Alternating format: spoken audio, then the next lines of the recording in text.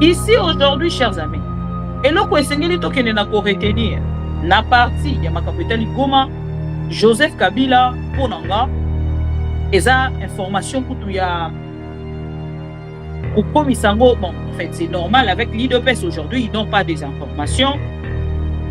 Ceux qui n'ont pas na bango, ba ko préféré, ba yebisa, na ba Congoma d'union, ce que Kabila azana Goma, bomoni Kabila azana Goma, parce que bango va travailler plus na kati ya du sensationnel. Na kati ya makambo yo na ba émotion ba congolais bango ba jouaka plus na côté wa mais biso to yaka pona ko pesa bino information na pesi bino information que de Corneille nanga azana ngambo ya Goma a annoncé biso que Joseph Kabila azana ngambo ya Goma lundi 4 matin akolinga apesa ba congolais mbote depuis Goma. Pourquoi il ne peut ça pour s'agiter? Parce que na moment où yo bandika kelo ko moko est dominé dialogue. Oh, ils appellent un fake news encore. Je reviendrai sur ça. Dans le moment où Tozali Koloba, Félix Tshisekedi est faible. Ce qui ne comprennent pas comme une position où il y a quoi côté les Arabiso en public. Que Félix Tshisekedi est faible. Et dans le moment où Tozali Koloba, que Bango Bazali pour avancer, Azali Koloba yango souci notre fois. Il faut attendre mon souci dans notre mot péné esprit. Et ça, il faut qu'on mingi pour que quelqu'un ne comprenne rien. Laissez-moi vous dire que Félix Tshisekedi est coincé na bandeli. Pourquoi il est coincé na zone du plateau na Ibisarabino? Le pouvoir de Félix Tshisekedi est fragile à la date ya Bokoloyo Goma Ekoya. Est devenu fragile à la date ya Mokolo Goma Ekoya. Na obino bozali kozela na nzela ya Félix Tshisekedi. Koloba ke non, Fachi va faire ce qui gauche, Fachi va faire ce qui droite. Na moment na Koloba na bino, conseiller Félix Tshisekedi a Kopunda. C'est bien bon. Pour pas te belé baza Koloba to Kopunda, bomone ouvira, to bombarda ki yango, bozo bombarder de Corneille nangate. Bozo bombarder ba soldats ya AFC M23 parce qu'il continue, il y a quoi avancer. Mais plutôt boza ko bombarder le peuple congolais. Pourtant, peuple congolais wana asala kibino confiance. Aloba ki na par naye ke bino soki bozui pouvoir bango bako se retrouver. Mais peuple congolais wana za ko constater que depuis bozwa pouvoir bango bazala na place te. Bino moko kaka na détournement. Bino moko kaka na ba fake news. Bino moko na ba insulte. Bino moko dialogue. Bino moko guerre, bino moko na makambo o nyonso eza ko sepelisa pe ko. Lokola Félix Tshisekedi moto. Asa na objectif wana ekokende na dialogue. Il ne peut se ko ka soni, même ça ki bino non. Kolongo Félix Tshisekedi l'espace il y a 3 jours, l'espace il y a 1 mois pardon, 3 fois l'Angola, faire 3 fois l'Angola l'espace il y a 1 mois. Et ça là qui sonne pour la bataille de pes nyoso balwa ki fatia zanano bazala qui na sonne et leno nanga bona bango comment na que a il de pes peza batali babi Félix Tshisekedi na Mosela pardon Félix Tshisekedi na Angola tomoni Angola Félix Tshisekedi lolinga pendaki akei kosenga dialogue. Tolandi biso na bino interview ya Félix Tshisekedi. Mais chose étonnante, il y a encore de papa, de maman, au bazar aux téléphone là-bas. Maman Bibi, balobi muto asengi dialogue ezali Moïse Katumbi na Joseph Kabila. Balobi muto asengi dialogue ezali tel. Moi ça m'étonne. Les lois sonyo ezali na ngambo ya de pesezali. Na koyebisa. Nous allons faire guerre contre le Rwanda. Nous allons attaquer le Rwanda. Nous allons frapper. La réponse est vigoureuse. On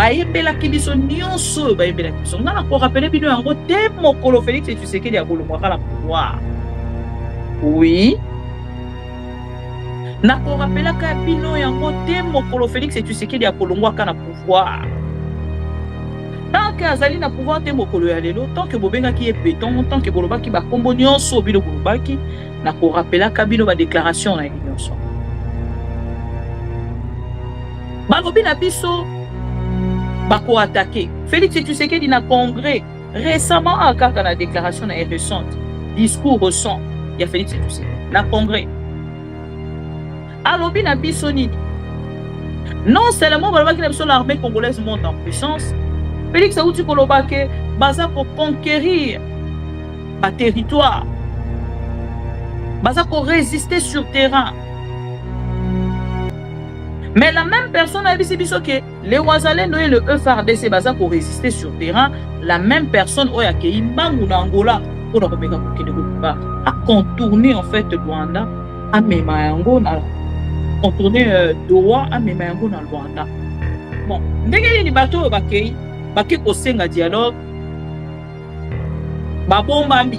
Bon, moto ya kei kosenga dialogue te ye moto asali ete. Bomi tuna question wana. Parce que lobi tango Félix Tshisekedi azalaki kosenga dialogue ba vidéo ezali. Boni ya Moïse Katumbi vidéo ezali te atako na soutenir ensemble en côté. Boni ya Joseph Kabila vidéo ezali te. Est-ce que sengeli to sala 200 on a kotalisa bino ke oyo IDPS eza kotalisa lelo eza makambo ya lokuta lelo kokende na dialogue na Félix Tshisekedi ezali kokende kopesa ye deuxième béquille. Moi eza selonga kopesa ye deuxième béquille. Pourquoi esengeli tokende kopesa Félix Tshisekedi deuxième béquille? Aza moto azali na mayele ya kokamba te, azali moto azali komérite kiti ya bokonzi te. Pourquoi esengeli tokende na kopesa ye deuxième béquille? Pourquoi? Bokene komi tuna question. Misusu bakoya mama bibi. Donc yo to soutenir ndeko Corneille nanga ndeko nanga. Ngana zalaka hypocrite te. Je ne soutiens pas Félix Tshisekedi. La personne la plus forte oyo akoki ko stopper Félix Tshisekedi à ce net moment, c'est Corneille nanga. Na yebi liste oyo ya ba opposants oyo déjà bazali d'accord ya kokene na Angola, mais c'est le président Joao Lourenço ne azali kolobate. Dynamique opposition bino boza koluka kosala to pe bloc boza koluka kosala wana soki bo kosala ngono objectif ya ko minoriser ndeko Corneille nanga et ko faire profiter bino na yelo côté parce que peuple a ko constater que bokei na dialogue mais bosali yelo côté donc bokei bosali un dialogue na ba conclusion na ngonyo se bimi et na ba résolution pardon nyo se bimi mais bobimi na yelo côté. Nde dialogue au Félix Tshisekedi akolika kosala. Chers amis, bango bazali kolobake président Joao Lourenço nde moto aye kopesa maboko na Félix Tshisekedi asengi Félix Tshisekedi aya kosala dialogue. Balobi mais boko gâcher nyonso chers amis. Parce que bino moko boza conscient que votre président est à la fin. Pourquoi boza kolinga kolobisa batu netinga nazo kona lisusu eloko na koya kolobate? Naza consciente que pouvoir à Félix Tshisekedi est sili. A komi na porte oyo akei na tongo, na porte wana ake na midi, na porte wana ake na après-midi, na porte wana ake après ake na porte wana. Bozan a besoin lelo. Boluka na part na bino. Nani akosenga dialogue? Na ekoyebisa bino. Moto yazali kosenga dialogue pour na Félix Tshisekedi, les vidéos sont là. Oyo kai. Les vidéos sont là. Oyokai.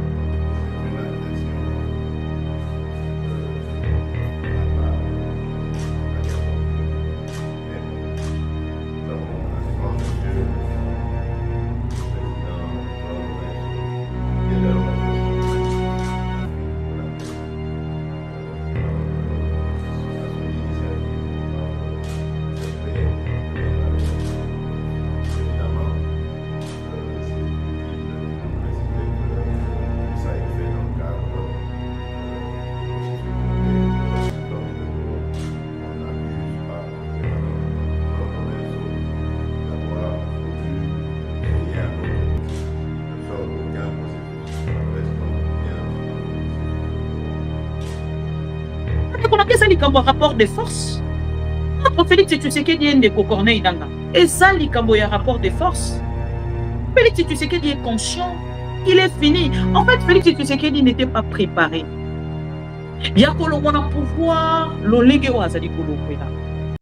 Et la culture du mensonge est en train de gagner du terrain. On ment comme on réussit au Congo. On ment pour couvrir ses propres inerties. On ment pour couvrir son incompétence et parfois pour justifier son irresponsabilité. On ment. La défense n'a état-major général et renforcer front ya Uvira te pour koma penza nde suka ya bitumba soki Uvira kwei nakanisi dans 3-4 mikolo baokozala na Kolwezi une 2 semaines baokozala na Mbushima une 2 semaines baokozala na Kenge et puis bakotia wana Kisasa ene mususu bakanisaka nazolo bakaka pona maseke eza maseke te eza solo biso toza lokula Ukraine face à la Russie toza lokula Gaza face à Israël biso eza bitumba na Rwanda bamindele basala ngulu kwende Israël ya sous région ya Grand Lac tokokima tango tokozala sikoyo na exil ndoto kubanda komitala nani azalaki ministre nani azalaki PDG nani azalaki premier ministre ou premier ministre tokolela mai ya miso des fois na mikosa kana lobaka miso ya mai non mai ya miso tokolela. Qui est celui-là qui va m'interdire, moi, le garant de la nation, à ne pas faire ça? Personne, vous avez entendu, personne ne changera mon avis sur cette question. Et personne ne m'empêchera de réfléchir de cette manière et d'avoir cette approche. Ma mission TV, c'est la télévision des pro-Congo. C'est la plateforme de tous les patriotes avec les infos à temps réel. Vérifié, vérifiable, sans trucage avec maman Bibi Kapinga. La maman de tous les pro-Congo. La louba révoltée, toujours vers vérité, polélé, polélé. Pas de compromotion. Et si 14 waka, ma solognon, soyamboka Congo. RDC, ma mission TV. Plateforme Yaba Pro Congo, ma mission TV. Paezongate, ma mission TV. Ilongo na mama Abupia, ma mission TV. Ezika tuzwa kabasango ya solo, ma mission TV. Mission na biso, bokango la mi ya Congo.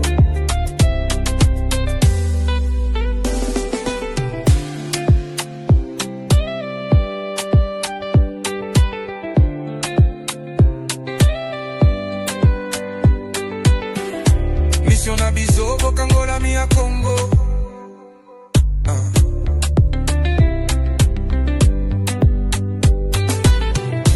Mission na biso, bokango la mi ya Congo.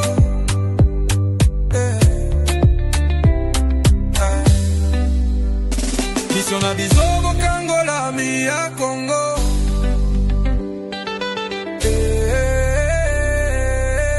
Ma mission TV. Plateforme Yaba Pro Congo, ma mission TV. Paezangate, ma mission TV. Elongo na mama Abupia, ma mission TV. Esika tozwa kabasango ya solo, ma mission TV. Mission na biso, bokango la mi ya Congo. Bokango la mi ya Congo. Mission na biso, bokango la mi ya Congo.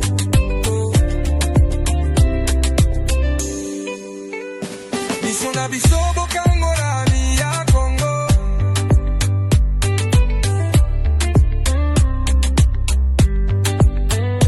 Mission na biso. Bandeko Balandi ya ma mission TV, le miroir du monde, Mbote. Nabino Bisika Nyonso Bozomi, merci encore pour na fidélité et confiance au renouveler à la biso. Tozongi lelo 13 janvier 2025 pour que tout solo là ensemble na bandeko oyo balingaka kolanda ba analyse na biso to pe réflexion ya maman Bibi Kapinga lelo tozongi parce que chers amis pro Congo boyebi te IDPS lelo azali lisusu lelo ba ko télévision te et du coup à part na bango information moko batikali na yango ezali fake news nayebisaki bino yango déjà ezali mokolo ya lelo te de la bandi koyebisa bino likambo ya IDPS avec le fake news lelo tozongi lisusu na likambo ya fake news avec l'IDPS na mataka mpenza na plateau mingi na lombango soki bandeko bapo Congo ebele bakei bongo na kobelelanga mpenza na bosembo mpe botosi namoni bandeko bapo Congo babengibenginga mingi na sujet ya Joseph Kabila bazali kotalisa te Joseph Kabila azali bongo na kati ya Goma. Chers amis, ce n'est pas une information donnée par l'UDPS. Déjà esengeli nakende na kotalisa bino ezali information donnée par Corneille Nangaa oyo azali kotalisa bandeko ya Goma te bientôt akosenga na Joseph Kabila lokola azali visiteur na ya Goma pour la deuxième fois ameki kolekela bango na Goma c'est que bakosenga na Joseph Kabila ameka kopesa bango mbote.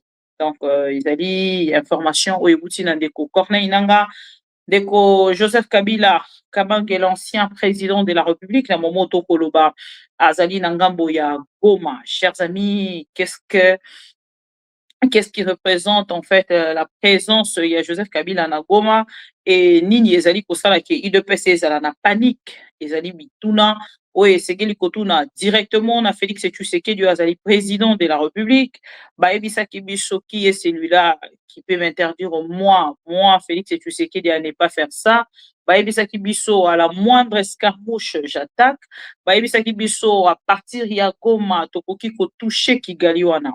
Et je sais que Badiadeli c'est en battant à la ranga bazanga kimia na sens ya ko rappeler bango oyo ezali ba promesse ya président na bango oyo ezali ba déclaration ya chef de l'État na bango parce que ba soutenara ye et komona ngai kokende ko rappeler bango yango et shukaka bango nga naza moto nazalaka honnête natingaka kotambola na honnêteté et komona te tozali na moto azali kokamba mboka oyo azali korespecte te oyo ezali maloba na ye esalaka soni mpe pasi.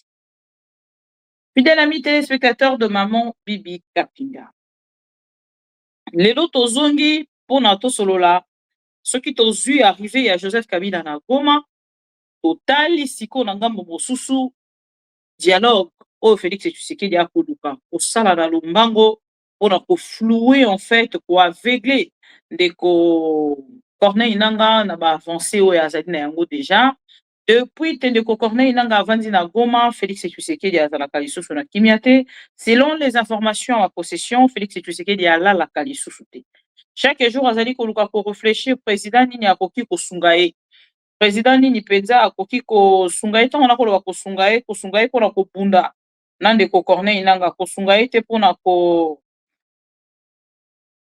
aza kosenga basunga ye te mpona kopesa ndeko Corneille Nangaa mbote non.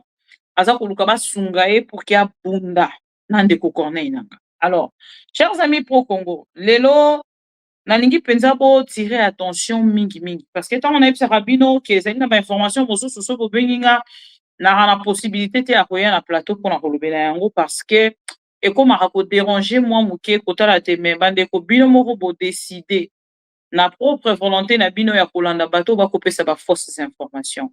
Mais boni na part na bino lisusu bokozwa téléphone pona koluka kobenga nga koyebisanga ke maman antivirus yaka kotelela biso likambo oyo maman antivirus lobela biso mpona likambo oyo na banza te lelo to après lobi kuna bokomeka quand même prendre conscience na likambo wana bandeko boyebi ntango tobandaka émission na biso tosengaka bino mingi te mpona bandeko mosusu ntango mosusu ezali mingi mais mpona bandeko mosusu ekoki kozala mingi te pourquoi parce que na part na biso na mosala oyo tosalaka kaka bakongolais conscient nde bakoki kocomprendre te oyo tosengaka oyo ezali j'aime na video oyo ezali partage ya ba live oyo biso tosalaka mpona bino na s'abonner. Pour lelo ndeko mosusu akoki koloba bazali déjà 280 quelques mille abonnés nga na koya pour kela bakisa nini bandeko lolenge bokendaka na kosabone esungaka biso ya kotalisa na mokili mobimba te chaîne oyo ezali mpenza chaîne moko ya monene makasi chaîne oyo bacongolais to mpe communauté congolaise elingaka yango parce que nalobaka nga na travaillaka mpona bafrançais te na travaillaka mpona baanglais te na travaillaka mpona bazambien te na travaillaka mpona bacongolais. Ce n'est pas pour rien les Congolais au balingaka biso à travers ma mission TV babengaka nga la maman de tout le Congo. Alors chers amis na bosembo pe bolingo tokei na kolike vidéo to partager to like vidéo to partager to like vidéo to partager pour la bandeko nyonso oyo balingaka biso à travers ma mission TV le miroir du monde. De like vidéo partager ou like vidéo partager. Alors aucune information, il y a Ndeko Joseph Kabila, ancien président de la République, et Tokumatana, ou Etali Bongo dialogue, ou Félix Tshisekedi, Azali Bongo Kopulunga na Koluka Kosala, Ngambo ya Angola. Na eli pona 2 points wana, miyango kakande na kolubela mokolo ya lelo. Chers amis pro Congo, quand on a kotali cette information, na likambo etali Joseph Kabila na utu pebisa bino ke j'ai des vidéos ezali information oyo mama Bibi Kapinga aza kopesa te ezali information oyo ba dialelo liste baza kopesa te ezali information oyo Ndeko Corneille Nanga ke ina kopesa biso mais Ndeko Corneille Nanga sukaki kaka wana te. Moi je pensais que na bato nyonso basoutenaka Félix Tshisekedi bakokaki pe kozala interpellé na oyo ezali ba déclaration de Corneille Nanga parce que ba déclaration oyo asali ezali tellement monene na part nanga tango na tali yango alobi comme un prophète alobi année oyo ezali année ya bénédiction et tango moto ya azali na front azali kotalisa alobi année oyo ezali année ya bénédiction ona ye bénédiction kolongwa déjà na Uvira miso ezali kotala katanga et na yebisaki bino mokolo na sa koyebisa bino que na moment oyo tozali koloba Félix Tshisekedi est faible. Soki Ndeko Corneille Nanga komi na position oyo ya koya kotalisaka biso en public que Félix Tshisekedi est faible et na moment oyo tozali koloba ke bango bazali ko avancer azali koloba yango souci notre fort. Il faut ozala tango mosusu na moto moko pene esprit eza ya kofungwama mingi pour que okende na comprendre yango. Ndeko Corneille Nanga lobi na biso na kati ya vidéo oyo chers amis ke bazali na visiteur na kotiela bino vidéo wana kolanda yango et partie ya vidéo oyo pe etamboli esika alobi te année ya bénédiction année 2026 bokolanda yango pe ezali déclaration oyo Corneille Nanga azali kosala tout ce dernier temps mpona nini aza koloba yango soki totali na fin de l'année Ndeko Corneille Nanga asalaki une vidéo oyo na kati ya video wana amekaki na kopesa biso mbote et na kati ya video wana amekaki na kopesa message moko ya soutenir en fait ko consoler ba Congolais pe ko ebisa bango na suka na yango surtout bandeko bazali na kati ya partie est ya République que tozali awa na partie est moi la mukaka ngambo ya est et là la kana ouest. Et les autres bino bozali ensemble nanga nazali na kondima te solution ya République démocratique du Congo et kouta na est après ekei kolala na ouest. Ndeko Corneille Nanga lobaki yango na fin de l'année. Vous avez tous suivi la vidéo. Et aujourd'hui Ndeko Corneille Nanga zongeli ba même propos. Pour na kotalisa biso que année 2026 ezali année ya bénédiction. Pourquoi azali koloba yango? Question mark. Tokolanda ye à travers la vidéo et tokosala commentaire ensemble avec vous. Mais tokobanda nano na esika azali kotalisa biso te Joseph Kabila azali na Goma. Voilà. Nous demandons aux Congolais de prier pour nous, parce que leur salut vient. FCM23 avance et ne reculera point. Le coordonnateur politique de la FCM23 lance un appel à tous les autres notables.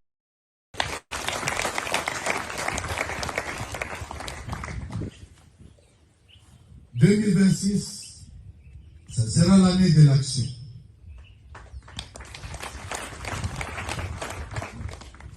Muko munafuatafuata Doha, Washington, Luanda, Fazio.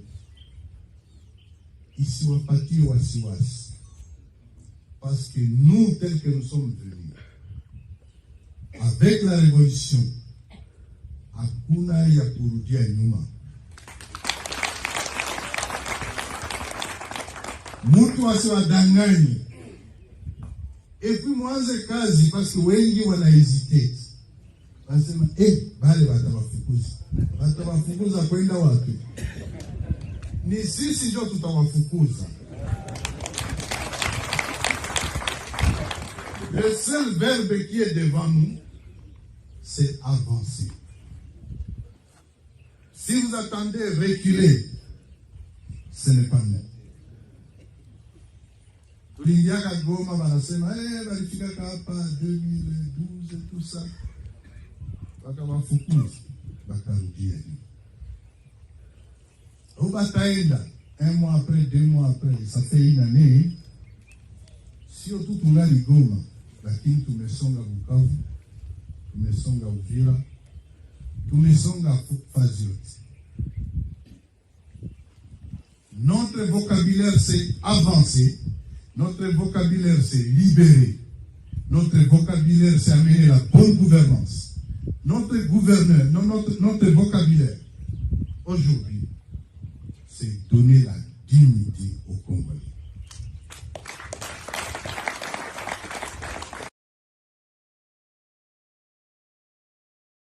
Trouvant à l'extérieur du pays de revoir. La FCM23 avance et ne reculera point.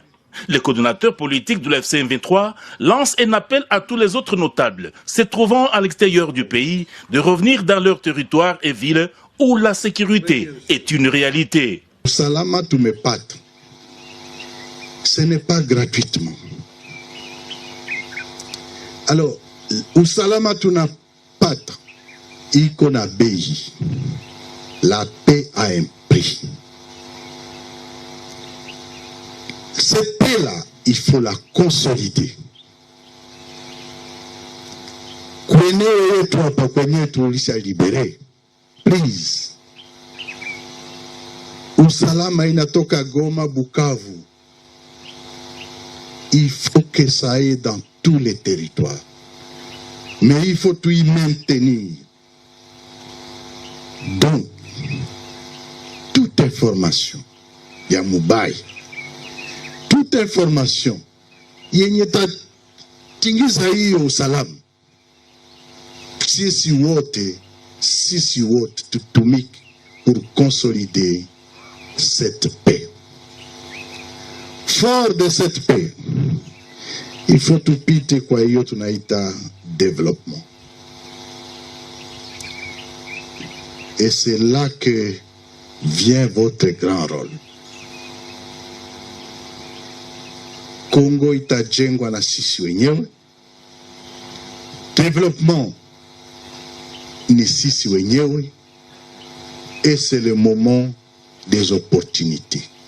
Le coordonnateur militaire de la FCM23 et chef d'état-major de l'armée révolutionnaire congolaise, le général-major Sultan Imakenga, a pour sa part appelé la population au vivre ensemble. Le tribalisme, l'exclusion est une arme utilisée par Félix Tshisekedi pour diviser les Congolais, loin de reconstruire le pays, a-t-il martelé. Kwa kukumbusha kwamba mambo yote ili wezekane ni kuanzia kusekirite ambayo nafahamu muda mrefu hatuna.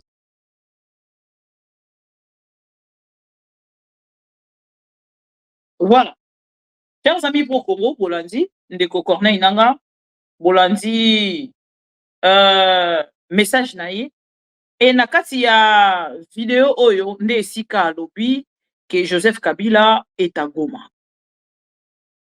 Alobi que Joseph Kabila est à Goma et bientôt akopesa mbote na ba Congolais au bazali na Goma.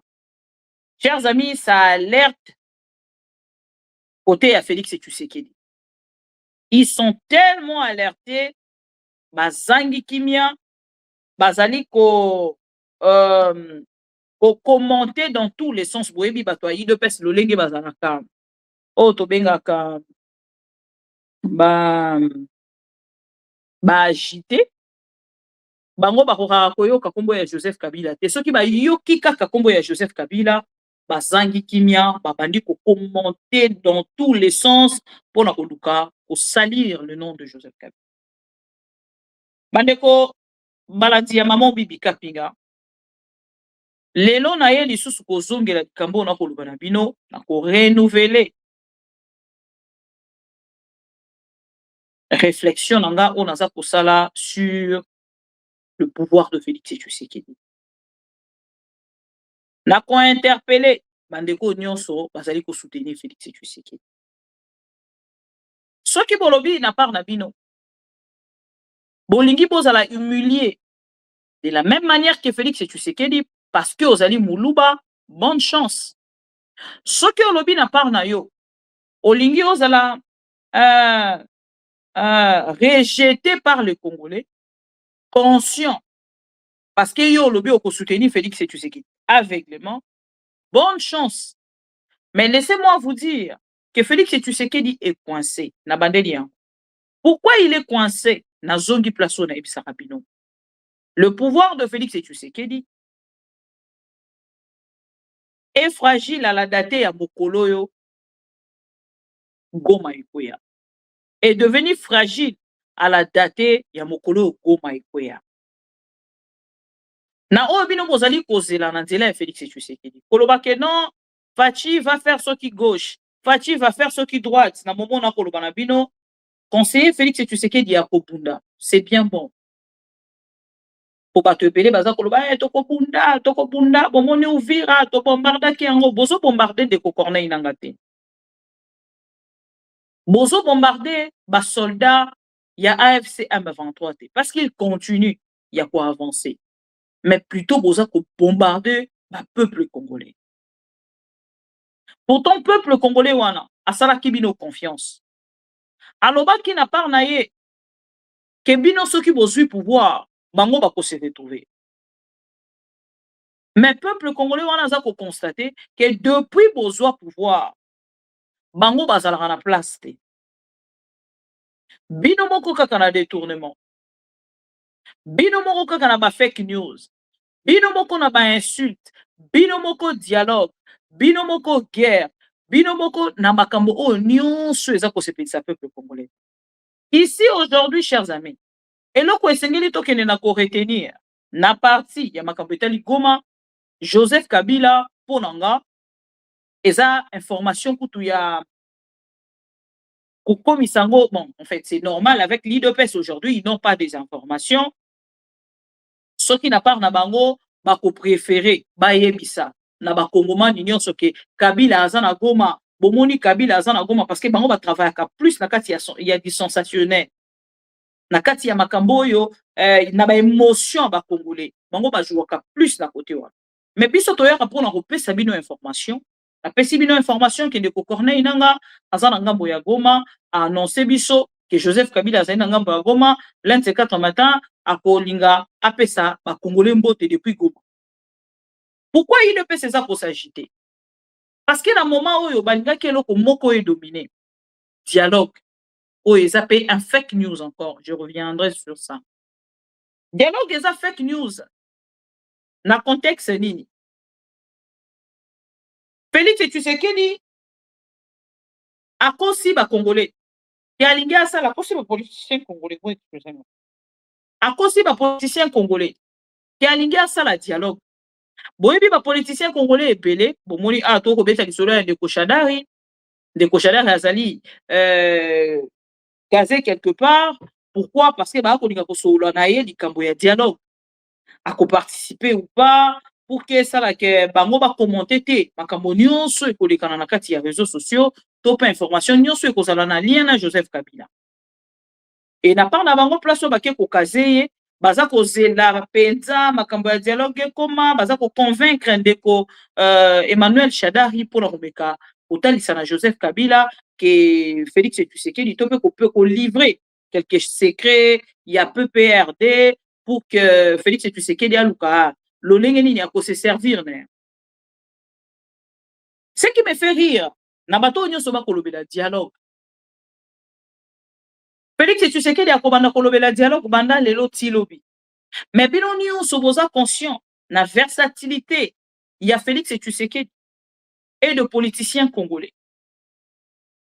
Baza conscient na ngambo na bango. Kena makambo nyonso baza koninga kokende ko solo tour ya table ba ko se trahir pe kaka entre bango. Félix Tshisekedi aza ko faire passer le temps, ko gagner le temps pour qu'il meka ko débaucher na kati ya parti moko. Boko yoka bato ebele lelo soki bolobi botala na kati ya réseaux sociaux boko constater que na kati ya UDPS ezali na parti ebele. Ba parti ebele na gestion ya UDPS boko mona ke na kati ya ba parti ebele. Baza ko kokalisus na boyi na tanga kombo ya opposant moko. Na lobi kaka na kati ya ba parti ebele. Boko constater que na ngambo na bango baza ko arriver même plus à mobiliser 10 personnes. Botu na bango pourquoi? Parce que l'objectif pour eux, c'est le dialogue. Et ceux qui bakei na kosala dialogue, o union souhaitikali etali bangote. Baza déterminé à kokende na dialogue, mais dialogue nini? Ezali dialogue o bazali ko éliminer, ko supprimer ECC5. C'est-à-dire, ba supprimer l'église catholique, ba sali dialogue selon Félix Tshisekedi. Ba supprimer l'église catholique, ba sali dialogue selon Félix Tshisekedi. Lokola Félix Tshisekedi moto. Asa na objectif wana ekokende na dialogue. Il ne peut se koyoka soni. Même ça qui bino non? Kolongo ya Félix Tshisekedi n'espace il y a 3 jours. L'espace il y a 1 mois pardon. 3 fois l'Angola, faire 3 fois l'Angola n'espace il y a 1 mois. Et ça qui soni pour na bato ya UDPS nyonso balobaka ki fatia zanano. Bazala ki na soni. Et lelo na ngambo na bango komona que a UDPS penza batali baobi Félix Tshisekedi na Mozela pardon. Félix Tshisekedi na Angola. Tomoni Angola, Félix Tshisekedi lolenga kendaki akei ko senga dialogue. Tolandi biso na bino interview ya Félix Tshisekedi. Mais chose étonnante, il y a encore de papa, de maman, oh baza ko zo téléphone na bango. Maman Bibi, balobi muto asengi dialogue ezali Moïse Katumbi na Joseph Kabila. Balobi muto asengi dialogue ezali tel. Moi ça m'étonne. Ça m'étonne, chers amis. Pourquoi ça peut étonner? Parce que tokoki ko kanisa nyonso en fait. Mais makambo quand même il est karanakati ya République démocratique du Congo. Bisona bino tolandelaka yango chaque jour. Même ça bino na landaka ba information en mboka. Lokola muto azo kosala repas ya régime. Lelo na yebi ke tolia ki boye. Lelo na yebi ke tokolia boye. Lobi to na yebi ke tokolia boye. Lobi na yebi ke tokolia na landelaka information en mboka. Lelo a soni yo eza merci beaucoup de Kolomams. Lelo a soni yo ezali na ngambo ya UDPS ezali. Na koyebisa bino. Ba yembela ki biso awa ke nous allons faire guerre contre le Rwanda. Nous allons attaquer le Rwanda. Nous allons frapper. La réponse vigoureuse. Ba yembela ki biso nyonso ba yembela ki biso. Ngana ko rappeler bino yango te mokolo Félix Tshisekedi ya kolongwa na pouvoir. Oui.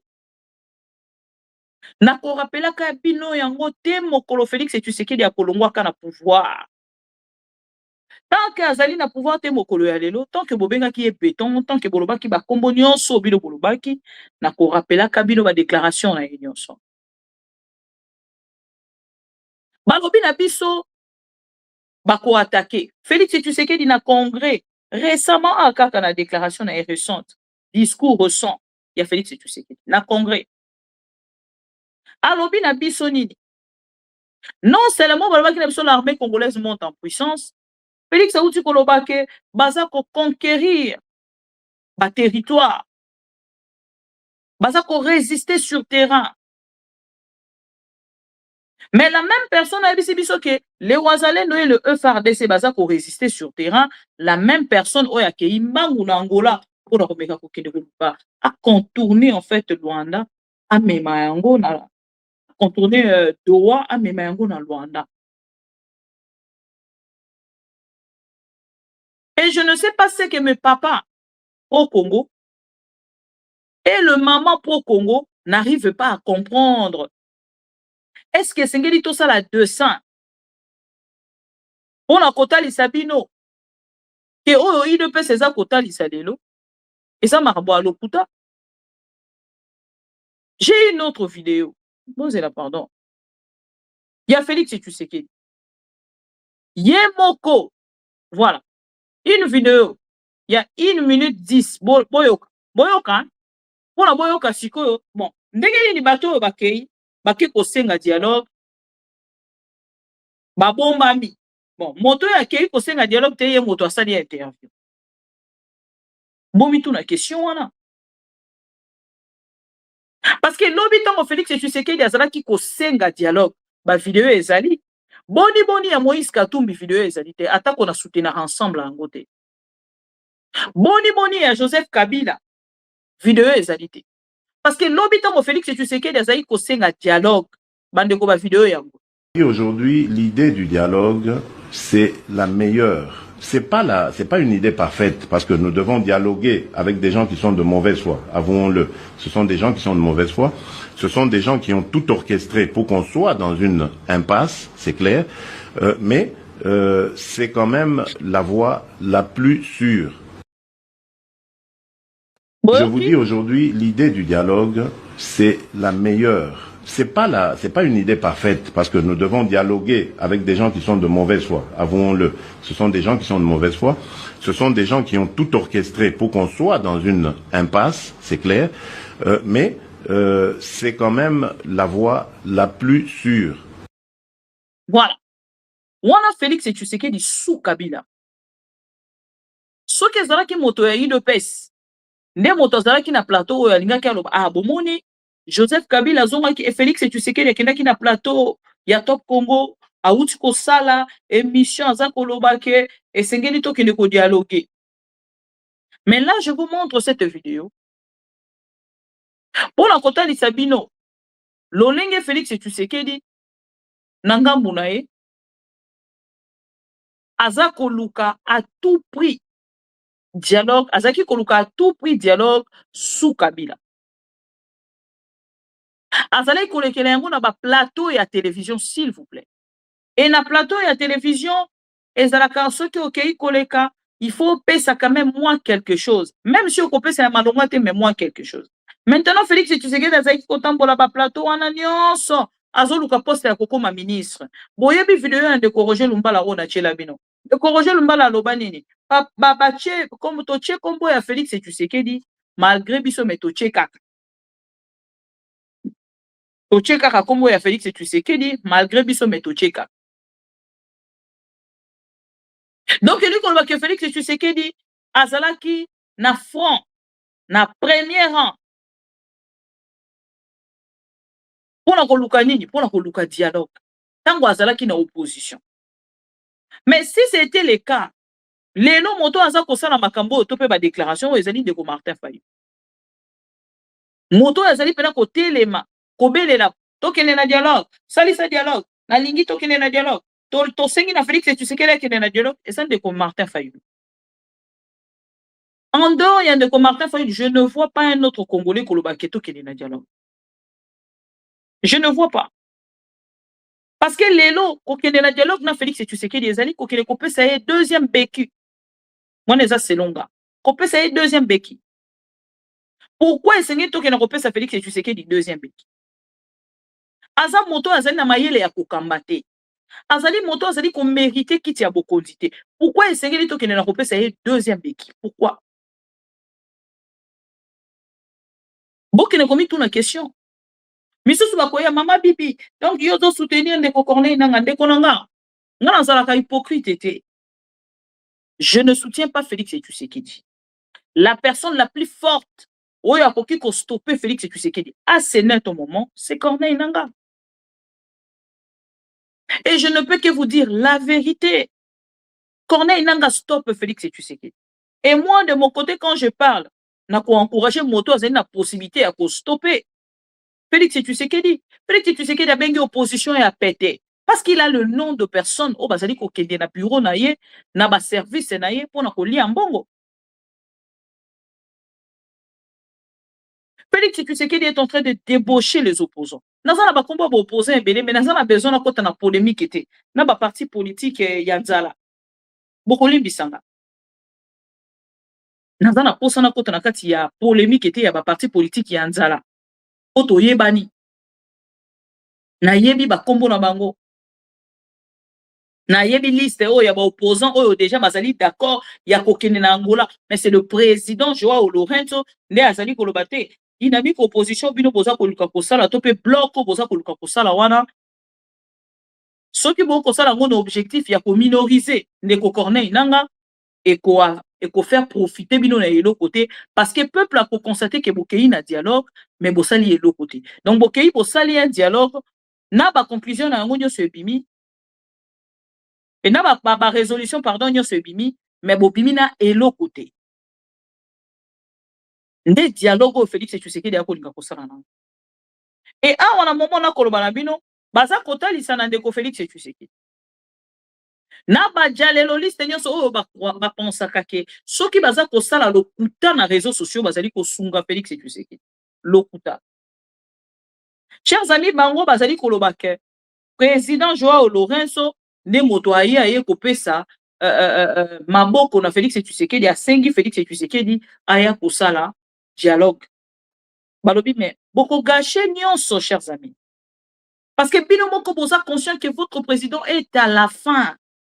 Pourquoi boza kolinga kolobisa batu netinga nazo pona lisusu eloko na koya koloba te. Naza consciente que pouvoir à Félix et Tshisekedi esili. Akomi na porte oyo akei na tongo, na porte wana ake na midi, na porte wana ake na après-midi, na porte wana ake après ake na porte wana.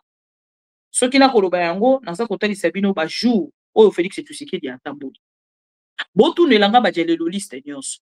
Soki réellement ndenge bino boko linga koya kotalisa bato ke Félix et Tshisekedi ndenge azali wana ye kutu alingi ata makambo ya dialogue te bango nde bazali koya koluka ye pour qu'il asala dialogue boyebisa biso le 14 décembre nani akendaki na Angola. Est-ce que ezalaki Joseph Kabila ou Félix et Tshisekedi? Ba photo ezali, la vidéo ezali.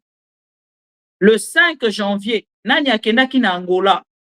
Est-ce Félix et Tshisekedi to Moïse Katumbi? To Martin Fayou? Bokota le 5 janvier. Akendaki lisu na Luanda. Le 8 janvier, l'espace il y a une semaine.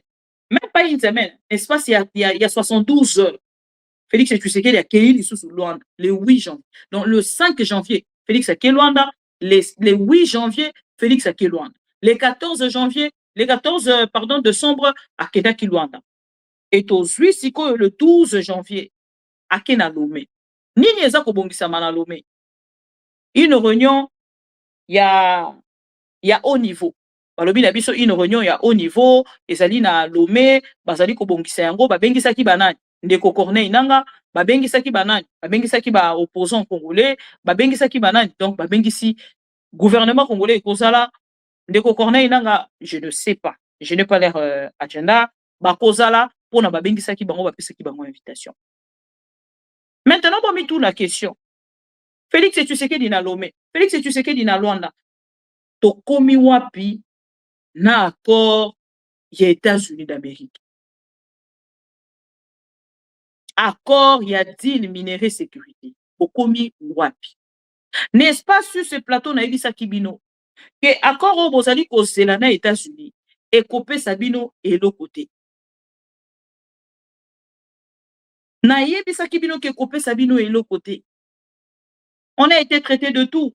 Boya to sangana to telemela Félix et tu sais qu'il parce que nangambo na ya za koluka kopesa ba richesse na biso na maboko ya bato yo bazali na droite ya kobanda kozo ba richesse na biso. Boza a besoin lelo. Boluka na part na bino. Nani a kosenga dialogue? Na eko ebisa bino. Moto ya zali kosenga dialogue pour na Félix tu sais qu'il dit les vidéos sont là. Boyokai. Les vidéos sont là. Boyokai. C'est une agression la part. La guerre continue malheureusement. Mais bon, nous avons un grand monsieur, le président Joao Lourenço, qui est d'ailleurs notre champion en Afrique pour la paix. Et donc, à son initiative, je crois que cette paix deviendra réalité, j'en suis sûr. Évidemment, c'est utile de toujours préciser que tout ça est fait dans le cadre des processus de paix de Washington et de Doha. Donc, on n'accuse pas le président Joao Lourenço d'avoir voulu créer un autre processus. Il ne sort d'aucun processus. Nous restons bien dans le processus de Doha et de Washington. La guerre continue. À remercier le président João Manuel Gonçalves Lourenço, président de la République d'Angola, mais aussi président en exercice de l'Union africaine, pour son initiative, son attachement à la paix dans l'Est de la République démocratique du Congo. Et comme je vous l'avais dit il y a quelques jours, il m'avait fait des propositions que je trouvais très intéressantes pour cela, mais qui commencent d'abord par un cessez-le-feu immédiat et inconditionnel.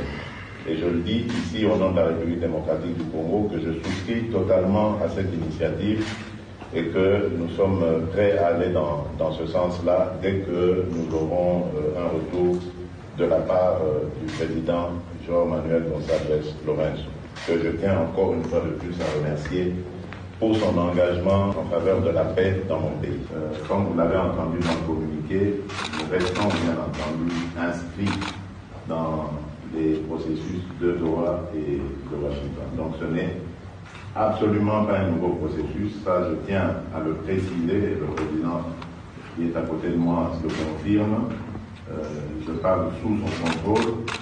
Il n'est absolument pas question d'un nouveau processus ici. Que l'esprit malin ne vienne pas qualifier le président Joao Manuel Gonçalves Lourenço de vouloir s'accaparer de quoi que ce soit. Il est en faveur de la paix et n'oubliez pas qu'il était déjà avec nous au début de cette crise.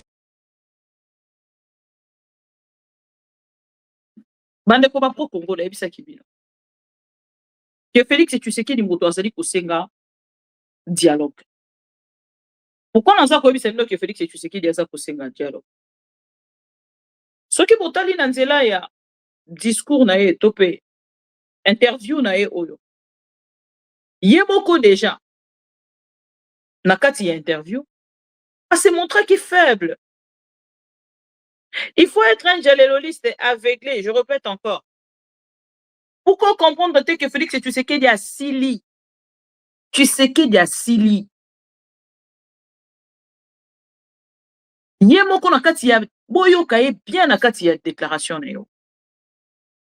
Azoponde la président Joao Lourenço. Alobi dialogue koki kosimba kaka na initiative na yo. Dialogue koki kosimba kaka na initiative na yo. Wana nani aza kosenga? Moïse Katumbi. Nani aza kosenga? Martin Fayou. Nani aza kosenga? C'est juste que akei kotia ba proposition moko oyo et tourner ye moko en bourrique. Je félicite encore une fois Corneille Nangaa. Demandez-moi pourquoi. Corneille Nanga ici Félix et Tshisekedi, Mokolo a sali interview. Alors, si les garçons, qu'ils déclarent que Doha n'existe plus,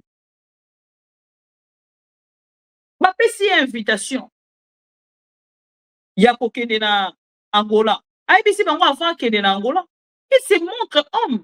On a ça likambo rapport de force.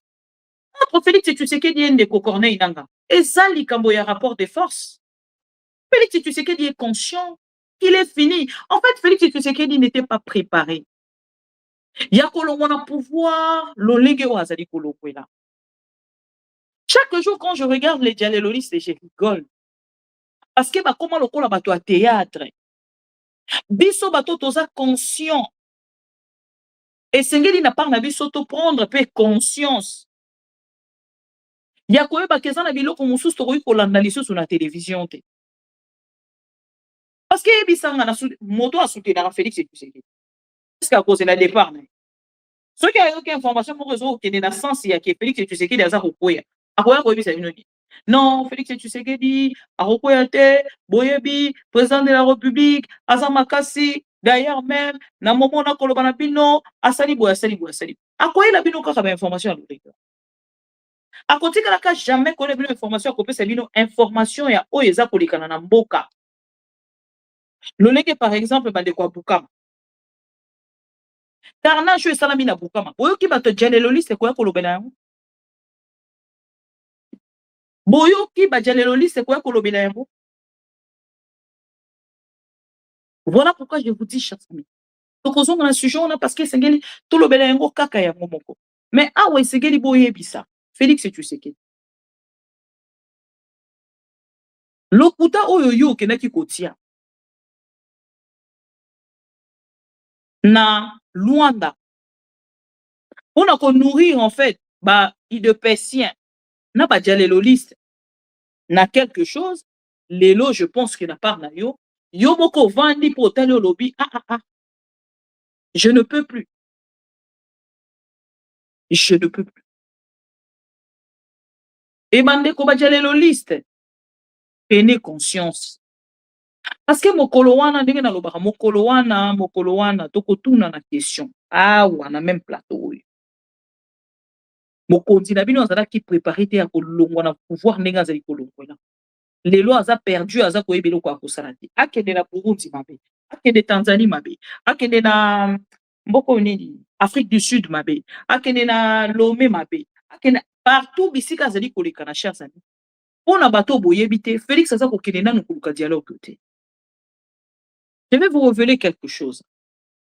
Tant que Félix Tshisekedi a commis na Angola, pona ko solola na président angolais.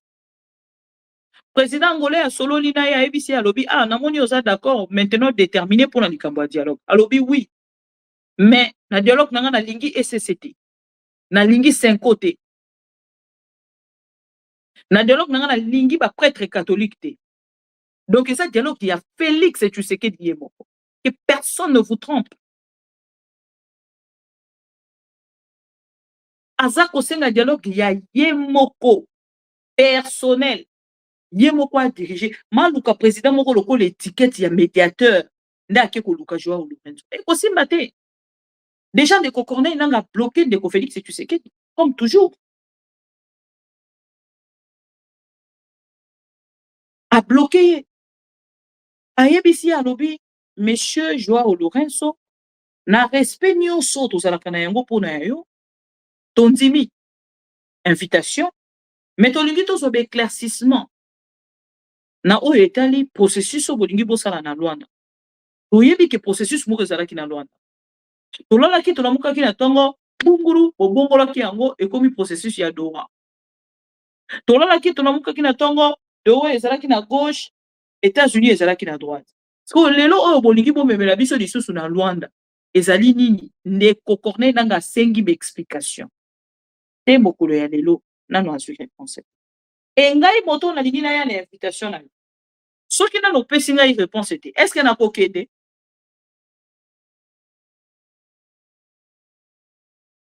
Est-ce que na kokede?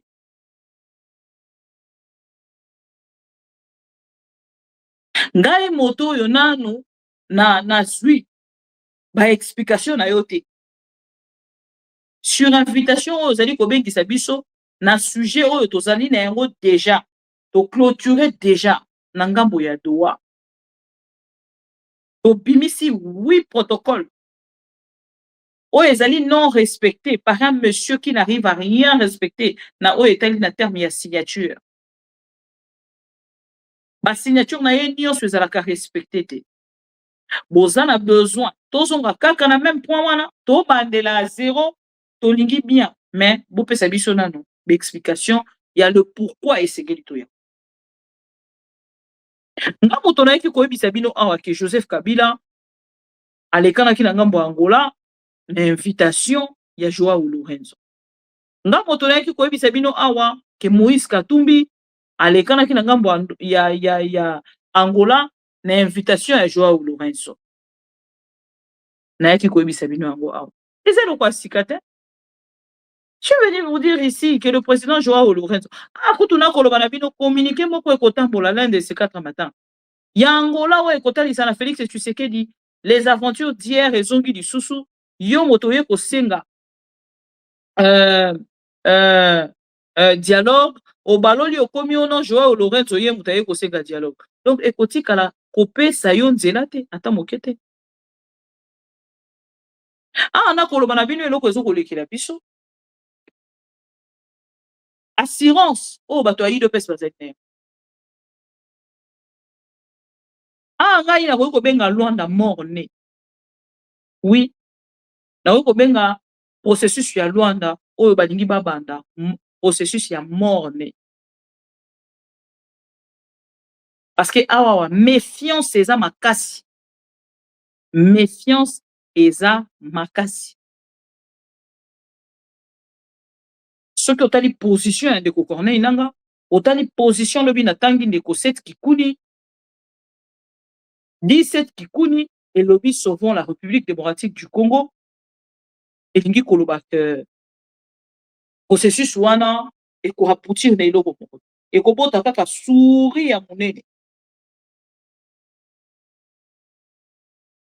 Voilà.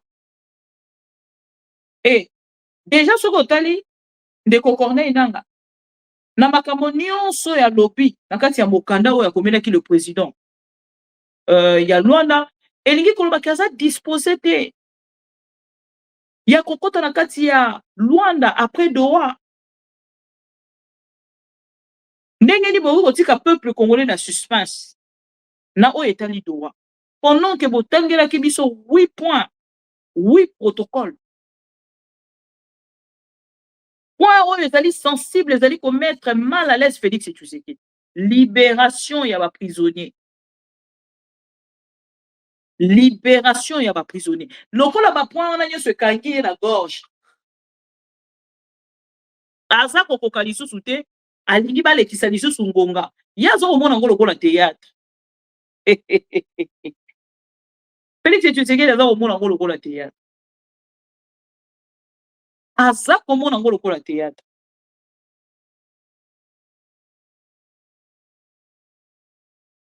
Botu na ye processus nini oyo ekoya kopesa ye solution na pouvoir na ye. Parce que ndenge azali kotambolela ça prouve vraiment que l'homme aza na kati ya tâtonnement.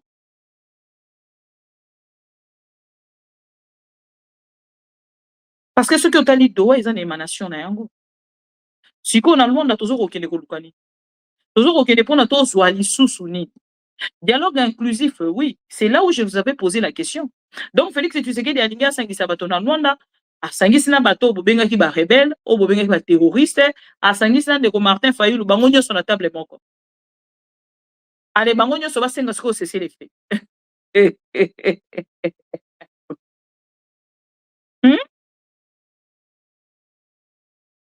L'homme est perdu, chers amis. Il est tellement perdu. Nathalie banaliste belé. Balobi, le président Joao Lourenço atikali na 2 mois pour qu'il y ait le président de l'Union africaine. Et dans 2 mois, ce qui est à Longwe, à passer flambeau nanani, na président burundais. Mais est-ce que déjà le président burundais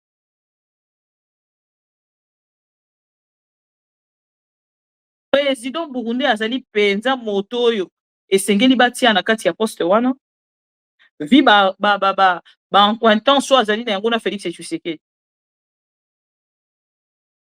eza ba bituna oyo tozali kotuna parce que ye azali na kati ya conflit kozala président il y a Union africaine en même temps na conflit oyo ezali ye azali kozwa parti ya Félix Tshisekedi est-ce que azali penza moto oyo asengi mpona kozwa poste wana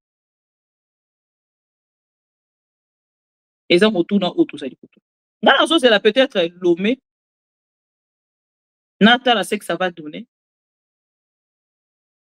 mais soki natali déjà lolenge Félix Tshisekedi ayini cardinal Ambongo soki natali Félix Tshisekedi kanda oyo akoma nango haine oyo akoma nango contre cardinal Ambongo contre l'église oyo basali bapoliticien te.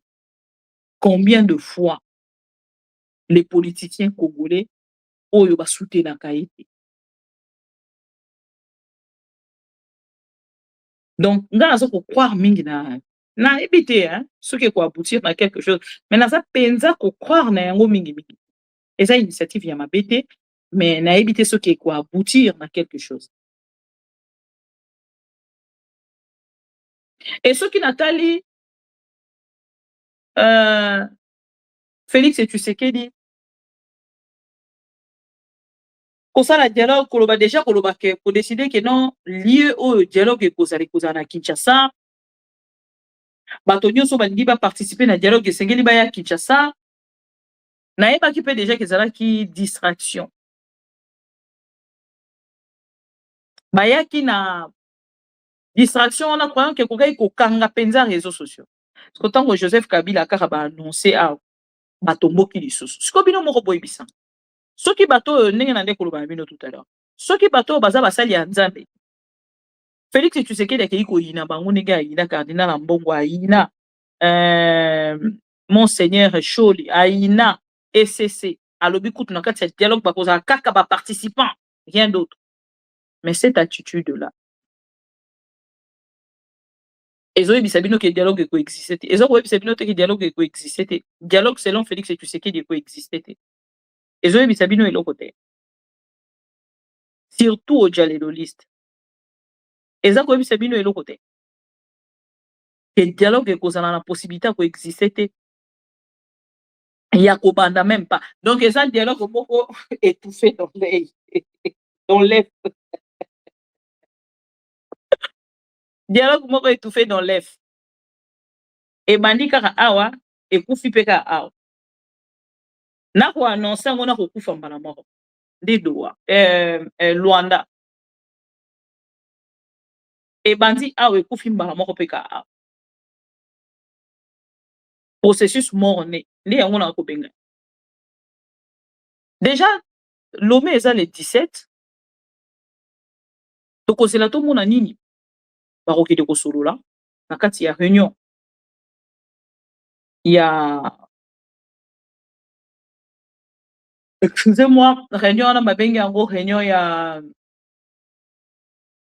haut niveau toyebi te baza na bapoint nini oyo bakosolola mais toyebi ke ezali mpona koluka mpe na République démocratique du Congo mais awa chers amis ntango natali position ya ndeko Corneille nanga natali bandeko ya Sauvons la République ndenge batalisi ke bango mpe na ngambo na bango baza kosoutenir Luanda te elingi koloba ke Joseph Kabila mpe aza kosoutenir Luanda te eloko ebelisi bango bayoka ke Joseph Kabila aza na Goma akosolola na population bango bande kolinga koyoka Joseph Kabila alobaka te Joseph Kabila alobaka te bango basala ba déclaration nyonso balingi Joseph Kabila alobaka te soki bayoki kaka ke Joseph Kabila akoloba c'est le Rwandais il y a Aza contre la République mais Aza contre la République mais vous cherchez la même personne pour discuter avec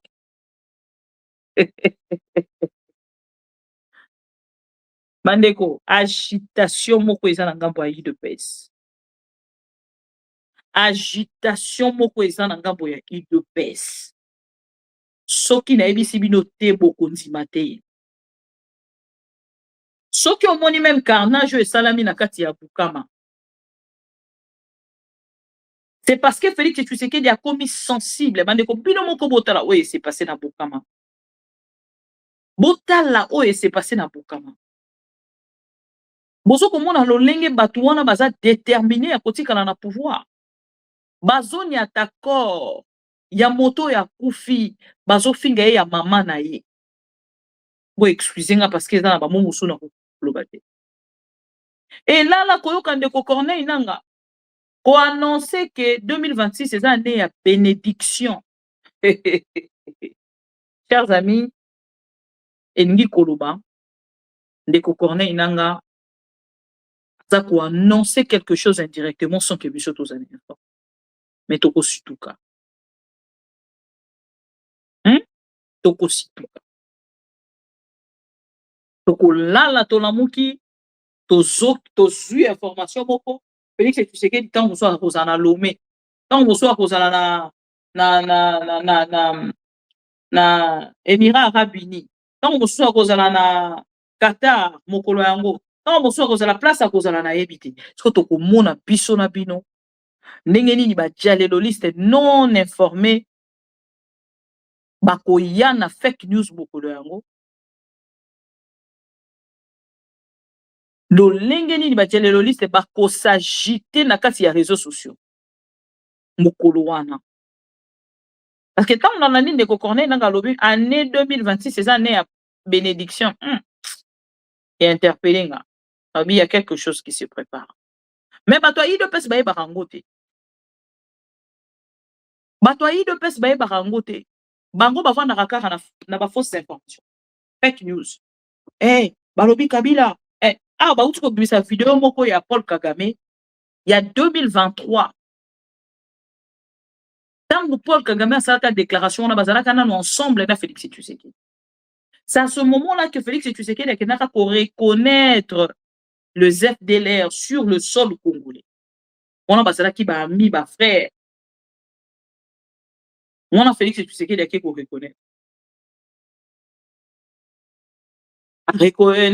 Paul Kagame a pour reconnaître que la guerre tozana yango lido et bandi na Félix Tshisekedi. Même si vous voulez vous consoler, que guerre bandi na Félix Tshisekedi, mais c'est encore grave. Ce qui guerre bandi na Félix Tshisekedi, c'est-à-dire Azala qui opposant, il était informé de la situation du pays. Tant wakomi koya pona kokamba. Et c'est là qui a ba précaution, vision na Azala ki nini. C'était quoi le projet à Félix Tshisekedi pour la République démocratique du Congo, pour l'avancement et pays, pour l'intérêt des Congolais, surtout il y a parti SCA République. Les lots rejetés, abandonnés par le gouvernement congolais. Ici, chers amis, il y aura retour des hostilités. Retour des hostilités. Yamakasi et Kosalema.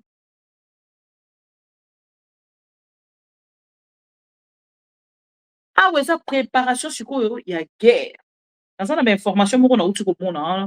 Dans ça, on a analysé un moko avant la matière.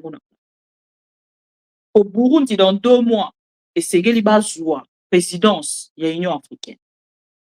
Boni, bah, on continue à collaborer avec Félix Tshisekedi dans il y a eu conflit. Et ça, maintenant, il y a coupé sa réponse là, yango. Voilà. Encore une fois, je vous rappelle, information en matière qui a Waizali Likamboya Doha, États-Unis, Luanda. Actuellement, Félix Tshisekedi Alingi va supprimer totalement Doha, mais à ça quoi arriver à déclarer en côté comme toujours. Un homme lâche, à ça qu'on la déclaration à haute voix pour na koloba que Doha est sili. À ça qu'on recevoir la pression de partout. Et chers amis, Boka Moité, lobby soki boyo qui Félix Tshisekedi du pouvoir na ekoyi. Parce que il ne passe na part na bango babanda ikokanisani. Et ne kokone na komi na Uvira boye. États-Unis d'Amérique a kotinda ba soldats américains bako kita na kati ya Goma bako kanga ndeko Corneille nanga bakei na ye wana na imagination ya bato ya UDPS ya bato ya ndeko Félix Tshisekedi et awa esengeli boyebisa bandeko ya UDPS bato nyonso basoutenaka Félix Tshisekedi que l'heure est grave et lokola l'heure est grave bitumba ya mibali nde ekobanda oui bitumba ya mibali nde ekobanda et mobali moko nde akolonga mais mobali yango nani question mark. Je vous aime tellement chers amis pro Congo nayaki na première partie pour qu'il na confirmé bino makambo ndeko Corneille nanga alobaki nayebisa bino que ce n'est pas une information fuitée non c'est une information donnée par Corneille nanga que Kabila koloba l'un de ces 4 matins à Goma face à la population congolaise. Voilà. Méfiez-vous na bato ya UDPS o baza koya kopesa bino information pona koloba ke oh non Kabila zana Goma omoni tolobaki yango Kabila zana Goma yene mokonzi ya ba AFC Kabila est à Goma oui mais ce n'est pas aujourd'hui. Bon, on en a qui est preuve na bino ezalaki parce que akendaki na Goma. Donc deuxième Goma ne komi actualité et bongo Goma ya o elekaki ezalaki Goma ni Goma o elekaki ezalaki Goma ni eza mutuna o eza ko mériter réponse en ngambo ya bato ya UDPS. Ndeko Mams, merci beaucoup pour le 20 €. Boye bisabiso Kabila za na Goma. Est-ce que ça information? Tango bokondana ki preuve ezalaki ni Kabila était à Goma.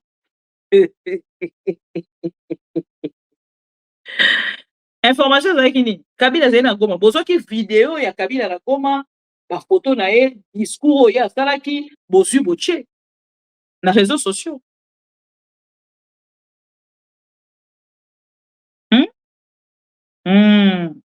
Voilà. Mandeko to like vidéo to partager. To like vidéo to partager, to like vidéo to partager. Bosunga bato nyonso basolola kana Félix Tshisekedi. Boyebisa bango ke soki bazali komona nyonso lokola théâtre. Lobi to lobi kuna to kotuna na question. Parce que lelo ndenge bino moko bomoni Uvira ekwei. Ezaki test nga na ebisaki bino. Awa lobi boyi komona pe Kalemi ekwei na koloba na bino yango na ko ebisa bino na ningi na vérifier ces informations là. Parce que annonce vraiment il y a ba hostilité et ça kosalema indirectement et je ne m'aurais pas confirmé sans pour autant nazwa 2-3 informations na gauche pour toper na droite pour na ko zongela bino un peu plus tard cher fidèle au Congo. Bandeko to like vidéo to partager, to like vidéo to partager. Je pense que Félix Tshisekedi alanda ka peine de ko Justin Bitakwira o apesa kibino déjà information ebisa kibino soki Uvira ekwei engi koloba ke mboko nyonso etikali na pembeni wana ekokwea na bopete ekokwea penza na moment moko Félix Tshisekedi akoyeba lisusu te soki kaka ye moto azali na pouvoir soki epa azali te soki akozala moto makasi ti na kozela ndeko Corneille nanga na Kinshasa problème était biso to ko accompagner ye biso to ko soutenir ye penza na makambo esala malolenge wana. Courage na bandeko nyonso o bazali na motema pasi ya o eleki na bukama. Courage na bandeko nyonso o bazali na pasi ya komona lolenge mboka lelo ezali géré. Courage na bandeko nyonso o baleli ndeko Orphée.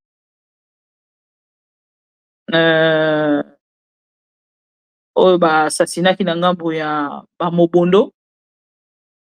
Et biso na ngambo na biso tozali ensemble to kotala direction moko pour que totala ezali mongo koya liboso na biso.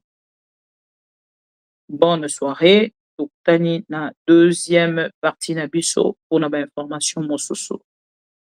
À tout à l'heure. La défense na état-major général et renforcer front ya Uvira te pour ekoma penza nde suka ya bitumba soki Uvira ekwei nakanisi dans 3-4 mikolo baokozala na kolwezi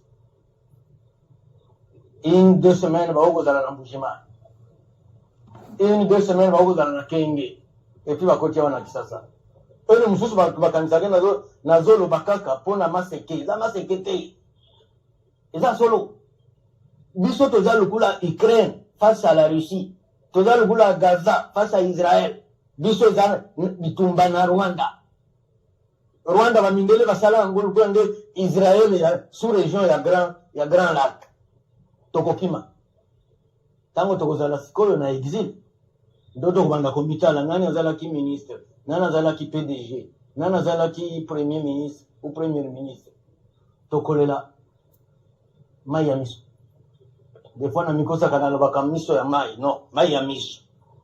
Tokolela mai ya miso. En exil. Botu na batu bahutu na Rwanda. Tango baboma kia Habyarimana. Bamsu bauta Rwanda ti Maroc na makolo.